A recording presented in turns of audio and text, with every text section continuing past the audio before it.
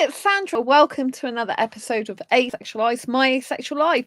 This is a place to be for education about asexuality, all things asexual. I share my asexual life journey in order to help you in yours. If you haven't already subscribed, hit the great big subscribe button right here, right now. So, have you ever been asked on the spot, tell me about your life story? That's what happened to me a short while ago when I met someone who's from the company called Fuzia, Fuzia. It's an Indian-based company and empowers women, particularly Indian women, to be able to live an independent and fulfilling life. It shares different people's cultures and different life and business experience and expertise to encourage and empower other women, particularly to come forward and shine their light in their own life. And I had what I thought was going to be an interview, and it was an interview. It was an interview like meeting for one of the people who works there to get to know me better and about how I came to be in the position I am to help asexuals and do all the work I do on this channel and, across social media, how I get on all the podcast interviews, like where's my backstory coming from? So I was able to share that with her. And when she discovered everything I do, she's like, wow, tell me something that makes me think you're human, because right now I'm thinking you're superhuman to be able to do everything you do. And so a lot of people, I think, don't realize how much I do behind the scenes. So obviously I found out I was asexual in 2014. And from that was a catalyst of things and events that happened in relation to asexuality. So I started doing asexual meetups in January 2015, and that was really getting me out of my comfort zone, because up until that point I hadn't been comfortable in groups and could only be one-to-one with people the majority of the time. So that was really getting me out of my comfort zone. And then 2015, but October, I started this channel, and it's just been an astronomically incredible time for me because I've grown myself in the time I've done this channel. If you follow me back from 2015, you will know I'm a lot more confident in what I talk about now. From 2018, I started doing these live streams to help you in your own asexual life be able to ask me anything you like in chat whenever you want. And it's just grown. So I've had over 630,000 views on here, so way over 500,000 now. I'd love to get to 1 million views. That's what I'm aiming for. And I just like spreading awareness of asexuality. So I've been featured on the Jeremy Vine show on BBC Radio with Graham Torrington, on FemMedic, which is an expert website. I've been a speaker at the UK Asexuality Conference in 2018 on a variety of podcasts. I published my best-selling book, Asexual Perspectives, 47 Asexual Stories, in 2017. And, it went to be a bestseller this year. So 6 years later, or more than 6 years later, we're in 2023 now. So over 6 years later, and it's a bestseller, right? So you can achieve your dreams. I'm building my own book publishing company in 2017. I was a registered publisher with Quirky Books. So I'm building my own book publishing business. And I've been featured on Lifeology radio show recently with over 3 million listeners. Sense of Soul podcast I've just been on. And so I'm really getting the word of asexuality out there to be able to fulfill my mission of getting asexuality recognised as a sexual orientation throughout the globe, so that no asexual has to live in fear of ridicule ever again. And I'm all across social media. I'm on Instagram, I'm on this channel. I also do Make Money, Make Cash channel, Asexualise dating channel. I run 6 asexual Facebook groups, one of which is a very, very small coaching club. And that's for private membership only. I do exclusive live streams in there. And I also, I'm all over social media. And so I'm writing and I'm finishing the editing of Asexual Guide to Sex that I've been working on for over 4 years. That's in the final editing stages. And I also started writing 2 other books for asexuals, one for my club and one for a personal diary style book, which is called Confessions of a Hyper-Romantic Asexual. So I've got a lot going on. And this coming week, I've got my chapter I'm going to be looking at later on for Blue Talk's book. That's the latest book that's coming out and my chapter means I'm co-authoring that book, and it's all about how to reinvent yourself to become your future self. And that's what my talk's going to be based on for Oxford University that I'm preparing for, that's going ahead on the 23rd of October. So I am doing stuff on that. I've joined the Experts Bureau. I've got work to do for that. So I'm constantly having to do a lot of stuff. And this person from the Fuzia, she was incredibly in awe of what I do, because she didn't understand how I can do so much, like run my social media pages on Facebook. I run multiple pages by myself. I run groups, 6 groups by myself. I do this channel, the other 2 channels by myself. She's like, do you have a team of people working for you and behind you? I'm like, no, I do everything myself. I do blog posts myself, newsletters, everything. And she's like, wow, and how do you do that? And I do have some social media auto posting tools that I use a combination of, so that when my videos like this are being live afterwards, it will automatically publish to my Facebook groups and my pages and things like that, to help the process of spreading information about what I do. So I use automated tools to be able to help me, which is really important, you know. And so she's like, with everything you do, she just thought I'm superhuman. She's like, how do you get so much work done? How do you do it? And here's me sometimes feeling like I don't do enough. Lately, I've been much more productive. So I'm a lot more happier with my professional performance. I'm a lot more happier with the productivity that I'm doing, a lot more happier since I've joined Blue Talks. And I'm on a mission to learn public speaking and to become more proficient in that and better in that, and to become a better speaker. So I'm going down that good path, right? But it still takes a lot of effort and energy. It does. And I have to, at the moment, make sure I'm having a lot more fun time and de-stressing wherever I can and having breaks, because preparing to go to Oxford University to talk, I love talking and speaking, but obviously I've still got a lot of preparation to do for that. And I haven't fully fledged out the exact talk in full yet. I have done it as a draft, but I haven't revised it yet fully. So I've still got that to work on. And the one I did to camera the first time was nearly 10 minutes over, 9 minutes, just under 9 minutes over. So I've got to make sure that it's reduced by about 10 minutes in order to fit the criteria of being a 20-minute talk, because it's currently like 28:55 minutes and seconds. So yeah, I've got to revise that. So she just was like in awe, and I really did like that. I loved being called superhuman. And she's like, tell me something that makes you human. You know, tell me something that's not so good in your life, that's difficult for you, that's challenging was the word she used. And so I said the most challenges are my anxiety, because that is difficult for me.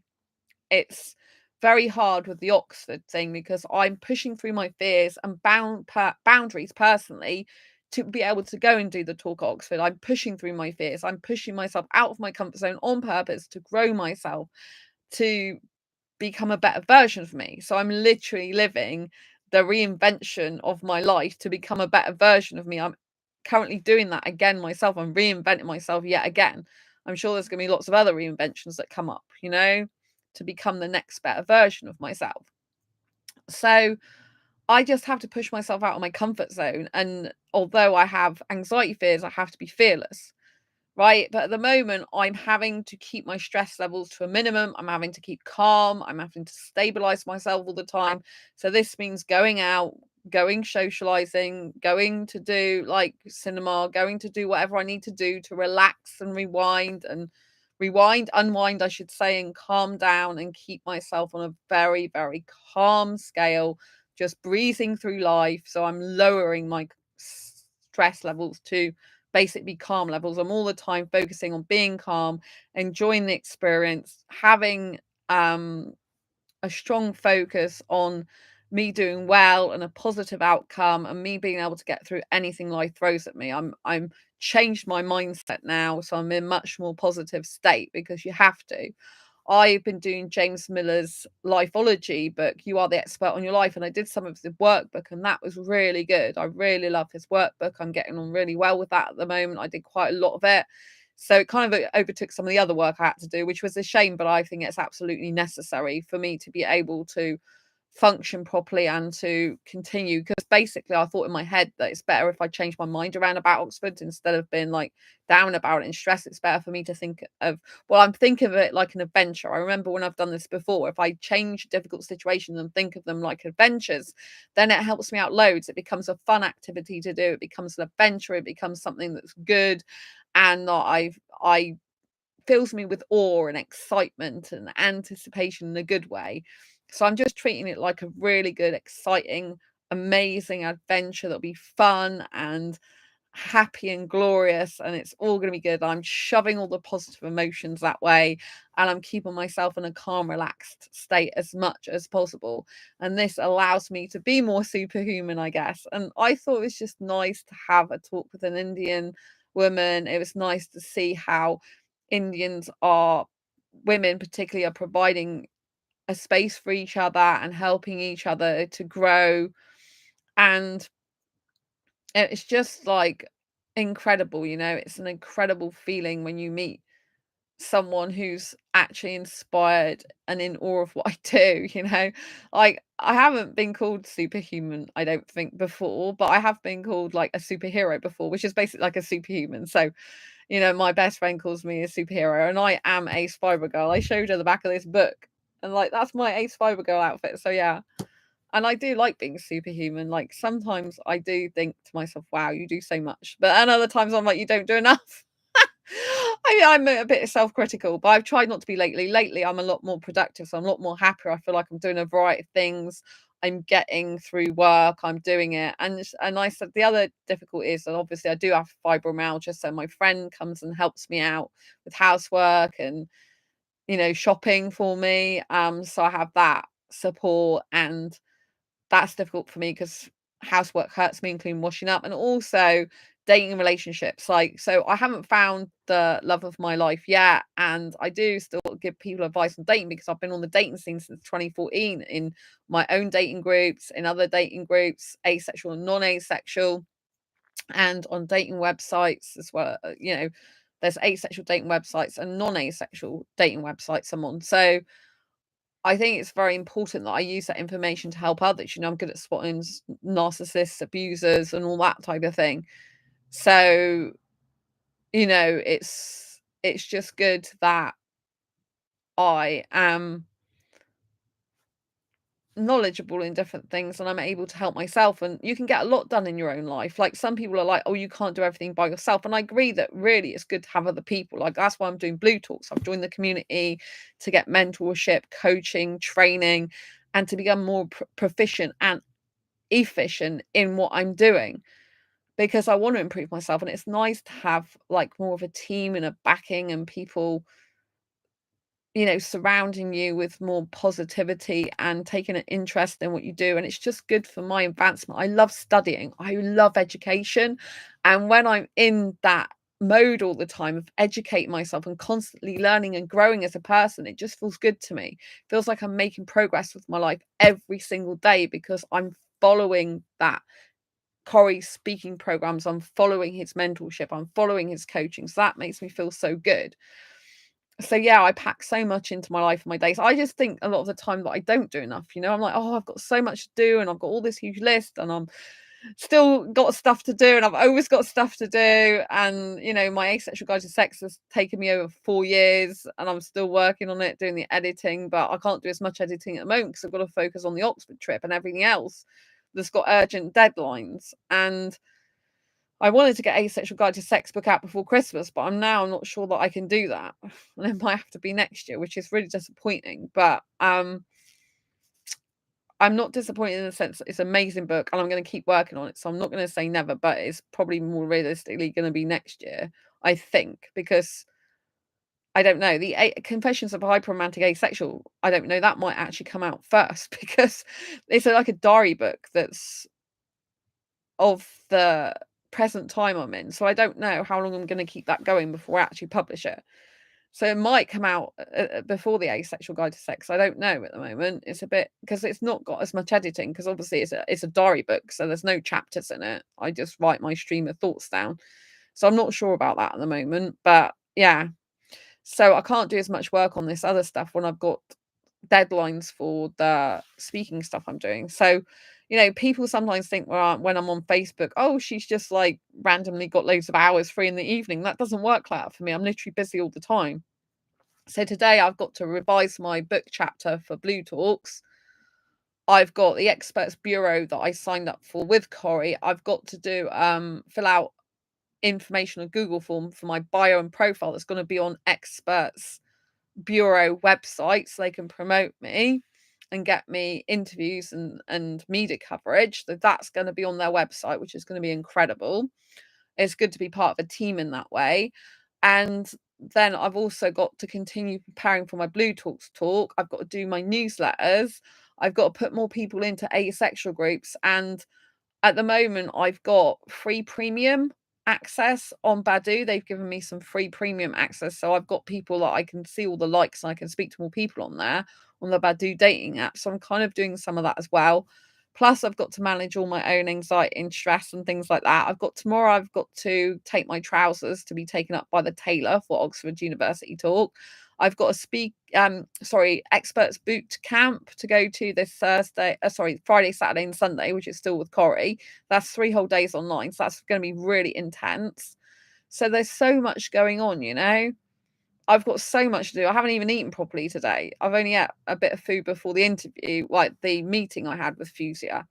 So Fuzia's got like 4 different websites. They've got over 5 million followers across all their social media platforms. So it's incredible that I've been asked to do an interview. So I call it a meeting, but I thought it was an interview. It's like an interview meeting where they wanted to know about my life, and then they're going to send me questions over so I can answer them, and they can do a blog article which will be published on their website. So I think this is really good coverage for asexuality, for people understanding it, for people understanding my life journey and my mission, and for people to understand me as a person, and where I came from, because I came from a background of loneliness, depression, unhappiness, not liking myself all my life, to loving my life now and really being on purpose and leaving a legacy and working on my dreams, building a book publishing business and helping asexuals. And she asked me about coaching, like, am I growing a coaching business? Is that something I'm interested in? But I'm not really interested in that. Like, I'm happy to do coaching for people who want it and need it. And, I've got a coaching page on my website, and that for me is a side thing. But my main love and passion is to build a book publishing business, to write lives that change people's lives, to write books that change lives, to write lives, my life and other people's lives, to help change lives, which is partly true as well, because obviously my Asexual Perspectives book has got my life and 46 different asexual lives in it. So I was talking right in the sense that I like to write and publish about other people's lives and my own life in order to inspire people to succeed and change theirs and just become a better version of them. But also my mission is to change lives from pain to gain in the books, so people can live happier lives. I want to leave a lasting legacy of lots of books that help people to change their life and feel better about themselves and be okay with who they are long after I'm not here anymore. That's what I see myself doing, speaking on stage, being a YouTuber, and having lots of books out and predominantly helping asexuals. That's like what I love. I'm not interested in forming and having a coaching business, like as in that's my main business. I just do that as a side thing for people who want it or need it, not as my main thing. I do have a very small coaching club, which you're welcome to join. If you want extra videos behind the scenes, if you want meet up, if you want more access to me, join Asexualise Academy Club. That is a monthly membership fee, but all the proceeds for that go back into helping asexuals to, paying for my website domains and hosting and all that type of thing. So it's really good. If you want to join Asexualise Academy Club, go to my website and check out the link for that. Join it, and yeah, it's amazing. So also when she was asking me about, the difficulties I have, I did say to her that I have an Indian soulmate since 2014, or I believe that spiritually, that I've got an Indian soulmate somewhere in the world, and I knew him in a past life, but I can't find him in this one. And I have come across guys who I thought were my soulmate, but they turned out not to be. And so, yeah, that's very difficult. So it's hard because I love a guy from a past life that I've not met in this life yet. So that's really hard for me. And that's like my Achilles heel, if you like, my kryptonite. Oh, fly to happiness, lots of love. Nice to see you. So I was explaining this to her because she's an Indian woman. Fuzia is an Indian company. And I hadn't yet told her till towards the end of me meeting with her that I believe I got an Indian soulmate somewhere in the world, but I haven't met him in this lifetime yet. And it does upset me because she wanted to know any difficulties I have. Because she said, like, you're like superhuman with all the things you do. Is there anything that you have that's a difficulty in life? So I said, yeah, that is one of my difficulties, you know? And she's like, oh, you should come to India. Like, and I said, but the reason I don't do that, and it's not a good idea for me, is I don't like flying on a plane anyway. I don't know if I actually told her that, because the reason that there's no point in me coming to India is because I'm very different to Indian culture. So although I like Indian guys, I need a guy who can be in a relationship with me, romantic relationship. Oh, thank you, Flight Happiness, for the kisses. Who can be in a relationship with me without marriage, without sex, without kids, and was living separately. And no, I don't want a long distance relationship. That wouldn't suit me because I'm super romantic. I'm a hyper kisser and hyper romantic. So ideally, I want the guy to move to live near me, but not actually with me. So he's just like up the road or down the road or wherever near me. So we can hang out together, have dates, kiss and cuddle, and all that type of thing. And I said to her that it'd be no good me going to India because I'm very different to culture. Like, I like public displays of affection. I like kissing all the time and holding hands. And in India, that's very frowned upon, you know? Like, holding hands and kissing in public in front of everyone is not normal behavior. It's frowned upon. And I explained that I need to be free to express myself like that, with asexual passion, if you like, because otherwise I feel like a caged animal, and that's no good for me. You know, like in my past relationship, which wasn't with an Indian guy, it was with a British guy. You know, we used to be kissing when we're waiting for theme park rides. We used to be kissing when we went around zoos or aquariums, kissing on the train, kissing on the bus. You know, we used to be kissing all the time and cuddling and that and holding hands, and that's what I like. So although I like Indian guys and I do wish I could find the right Indian guy for me, I also said to her that I need an Indian guy who can say to his parents, hey, I like an older girl because I like younger guys. So he's got to be able to say to his parents, I like an older girl and we're not going to get married because she doesn't like marriage and I'm okay with that. And so, you know, and we're going to live separately. That's a big thing for an Indian guy to be able to do. I don't believe it's impossible because I believe there are more and more Indian guys that can be independent in probably the entrepreneur space I'm in. You know, there's some guys who do start thinking differently because Indian culture has some good things about it, but it also has some difficult things.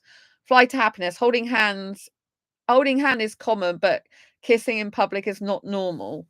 Oh, right, it's common, is it, to hold hands? Yeah, I love kissing in public. I have to be free, and I have to have an Indian guy who's cool with that and happy with that, and okay, you know, doesn't care what his parents think, basically. And that is really hard to get.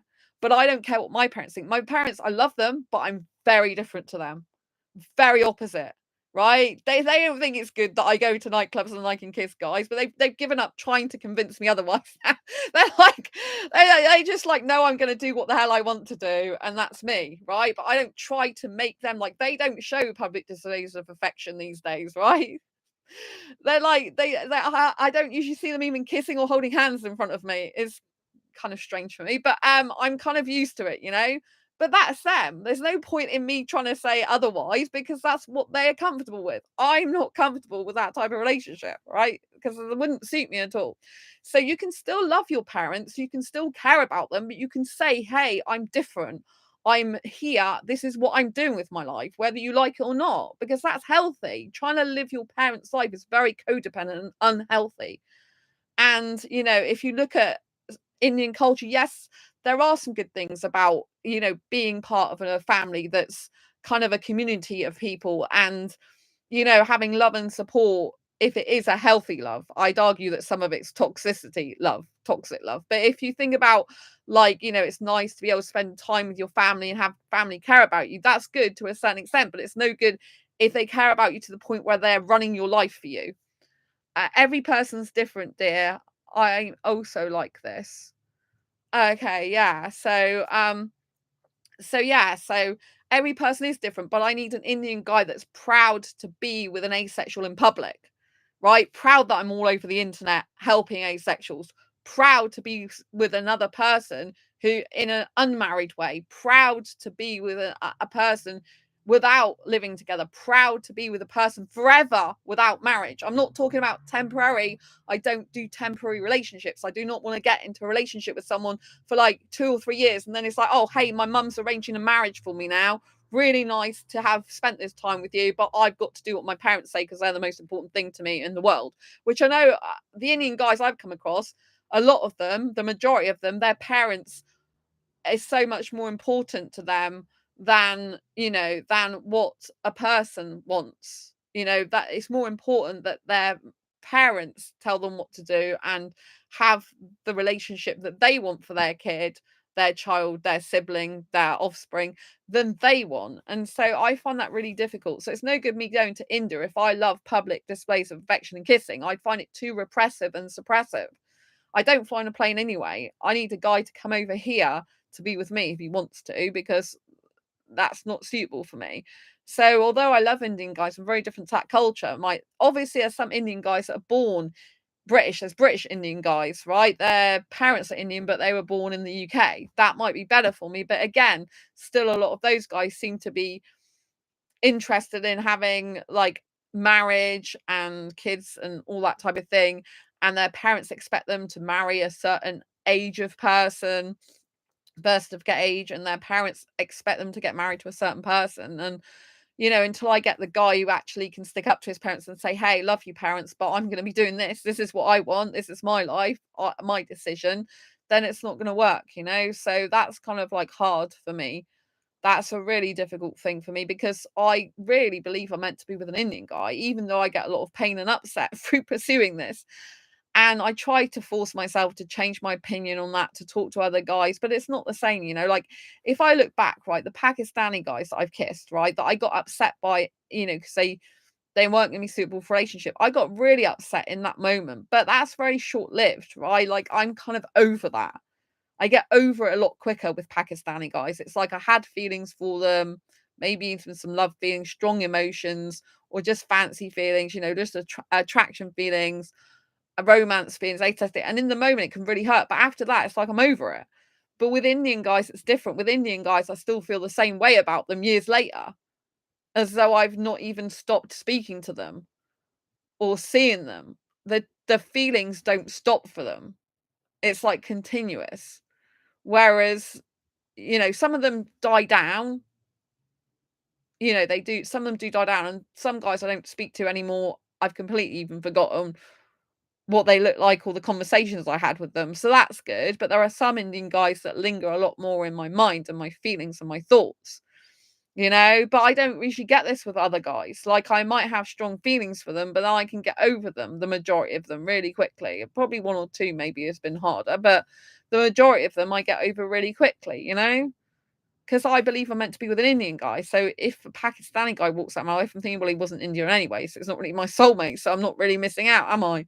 Do you know what I mean? But if it's like with an Indian guy, yes, I'm not missing out because he's not the right Indian guy for me, but it's still very difficult, very difficult. So I need to find a guy who actually loves me as I love, much as I love him, and wants to be invested in my life as much as I want to be invested in his. And that's really hard to get. It shouldn't be hard to get. I mean, we should be having people who want healthy relationships, who want commitment, who want to build something good, who want to have a future with someone, who actually recognizes that there is more happiness of being in a relationship with someone than there is on their own, because they want that connection, they want that support, they want that ongoing comradeship in a romantic sense with me. Obviously, if you're not romantic, it doesn't have to be a romantic sense, but someone who appreciates being in a relationship more than just traveling around and going wherever, you know what I mean? Like more than being a wanderer or a traveler, they value an actual relationship, and they value it as a really important aspect of their life. See, I value a relationship, if I'm in one, as being a very important integral part of my life. Right? Obviously, the relationship you have with yourself is the most important. And you can be single and be happy as well, because I am single and I am happy, right? So, and at the moment, so far, I've been happier as a single person than I ever have in a relationship. Happier as a single person. So that says a lot, really. But I just think I haven't found the right Indian guy. Like, I need an Indian guy who's very strong, he's very secure, who definitely wants a relationship, definitely loves commitment, not interested in playing around, not interested in hooking up, knows he wants me, is a healthy guy, has got boundaries in place, strong boundaries with other people and other women, doesn't go around going huggy, huggy, like kissy, kissy to loads of other women. I just don't like that. And he's very dedicated to me. I haven't found that right Indian guy yet. Maybe I'll find him in the last lifetime. Maybe I won't. Maybe I'm meant to be single forever and just have fun and kissing different guys in clubs. Whatever. But it'd be nice if I found that guy who equally wants commitment. I believe there are good guys in the world. It's just very difficult to find them, and very difficult to find a guy who likes commitment these days. A lot of guys are kind of avoidant attachment. They're avoiding committed relationships. They're avoiding being emotionally available, which you have to be emotionally available in a relationship. They're avoiding difficult conversations. They're avoiding problems and issues. They're not actually addressing stuff. And you can't have a serious, committed, long-term, healthy relationship with someone if you can't actually address problems, if you can't talk about difficulties, because things will just be pent up and resentful, and you'll end up being more enemies or distant from each other, and you will be friends, right? You should be with your best friend. You should find a guy who wants to be your best ever friend, and who is like saying, like, I want to be with you. It's really important. And so, yeah, I haven't found that right person yet. So these are the most difficulties I have, combating my own anxiety, and also, like, being calm about that, collected about that, reducing the anxiety, making myself happy and feeling good, and also, pursuing a relationship. Like, sometimes I just like think give up, and then I'm like, but if you give up, you'll never find the guy. You know what I mean? Like, I could give up and then the guy could come along, but if I'm that adamant, then I don't even want a relationship by that point, then maybe I just won't have it anyway. So, you know what I mean? It's hard, isn't it? Dating and relationships are very difficult, but you have to find someone who's equally committed as you are. I need to find a guy who said, yeah, like, I've got my shit sorted out, but I do want a girl in my life, and I want this type of relationship that's unconventional. It's interesting that Flight Happiness says every person is different, but they're also like it. But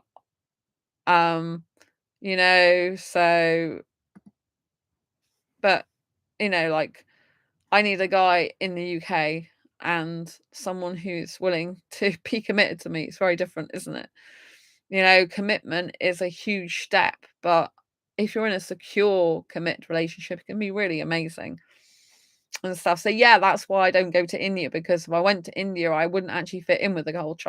I'd be nice in the sense that I could experience more of Indian culture. And I do think, like I said, there's some good things about Indian culture. I think, like, being close-knit family can be good in some ways, but it can also be very stifling in other ways. It can be supportive in some ways.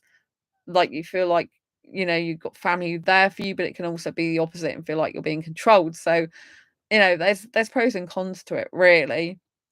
I love Indians when they throw a party, like do Bollywood parties. I think they're so amazing, full of energy and life, and I love that about them. Really, really good. And in general, I just like the aesthetic look of Indian guys. They're very beautiful, short dark hair, clean shaven, gorgeous earlobes, lovely accent if they've got an Indian accent, lovely skin, beautiful coloured skin, and beautiful smile, beautiful eyebrows, beautiful face, beautiful chest, beautiful arms. Oh, I could go on forever about Indian guys. Like, they're my favorite aesthetic attraction, favorite romantic attraction, favorite spiritual attraction, favorite everything attraction. So yeah. And I do think I was with an Indian guy past life, because just being with Indian guys is so familiar to me. Like, when I talk to them, it's just like it's normal. It's like it's a part of my family. So I think I must have been part of an Indian family in a past life or something. So yeah, it's very strange, but intuitively it's really interesting. And it's really weird. Like, before I went to sleep, I thought about an Indian guy that used to be in my life a long time ago, but things didn't go well with him. So I hadn't heard from him for absolutely ages. I think it's over a year. And then I was just thinking, I wonder what happened to him, what he's doing now, because he used to really like me. Then all of a sudden, as I was asleep, I woke up And when I woke up, he'd found me on Instagram, followed me on Instagram, and liked a ton of my posts. It's the exact guy I thought about come back into my life. And I thought about him when I went to sleep. And then he appeared in real life. So yeah, very, very interesting. Now my phone's ringing. So I just thought it's incredible, you know, and I was like astounded. I'm like, oh my God, that's really psychic abilities. So I do actually have psychic abilities. Like my mum has psychic abilities as well.